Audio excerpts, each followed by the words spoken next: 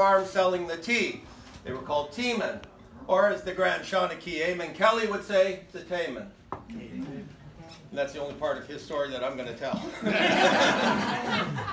Now, this particular Tay-Man that I'm going to tell you the story about found himself stuck in the middle of nowhere. And there was a great storm coming on. He could see it. Now, no Irishman's going to complain about a little rain, but the tea was of concern.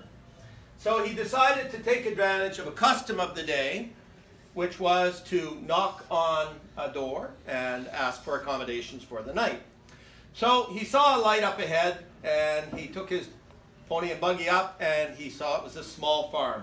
And outside the one-room house was a little makeshift shelter. So he put his pony in under there, and he dragged his wagon with the tea in under so it would be protected from the rain. And the only other building he could see was out in the back house, or the outhouse, where people would go to do important business. Now, he knocked on the door, and when the door opened, it was the man of the house. And he explained his situation, and the man invited him in.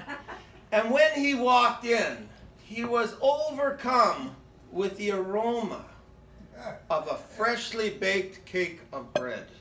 The woman of the house was carrying, it was one of those big round loaves with a cross in it, so it looked like a wagon wheel. And his mouth started watering, his teeth were floating, it smelled so good, and he hadn't eaten all day.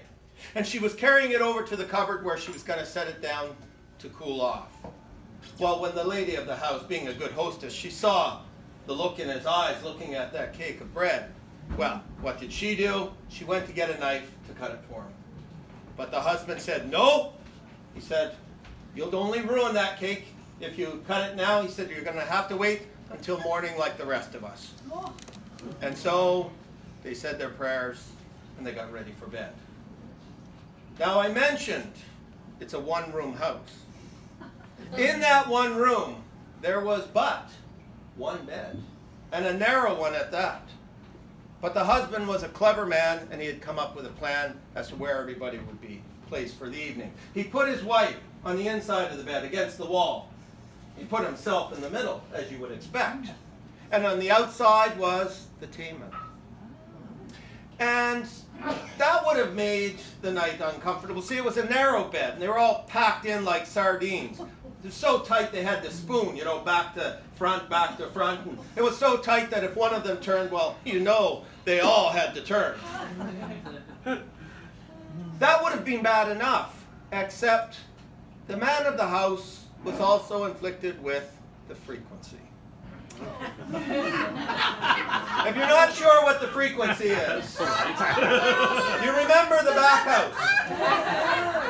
Well, he had to make a few trips over the course of the evening, and there was no way he was going to leave his wife in the bed with the Tay-Man. So each time he would get up to go out, he would drag her out. Now by this time the rain was coming down, and after a couple of times she put her foot down. She said, look, I'm not going out, especially when I have no occasion or no business in that place myself. Well, she put her foot down, and he knew there was going to be no arguing with her. So what was he to do? He was a clever man. He had a plan. You see, over in the corner was a baby in a small crib. So the next time he was called out, he went, he got the little crib, he set it right in the middle between the Tay-Man and his wife. And that way nobody was going to, you know, encroach on anybody else's territory. And that worked out just fine.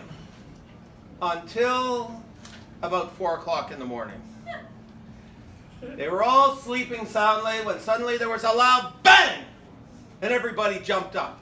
And the farmer knew exactly what it was. You see, the storm had picked up, the wind was blowing, and he knew the roof had been lifted up off the gable. So he jumped out of the bed and he ran down to fix it. It was one of those situations where, you know, one problem will help you forget another. You hammer your thumb and you forget about the stubbed toe that you've been complaining about only 10 minutes earlier. Well, he forgot all about the Tay-Man. So there was the Tay-Man. Tay-Man.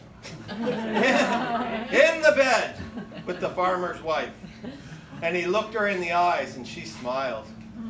She said, now's your chance.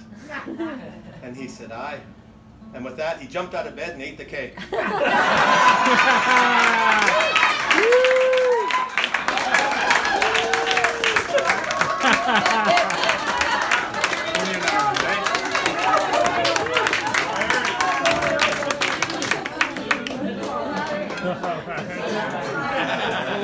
Come on, Robbie.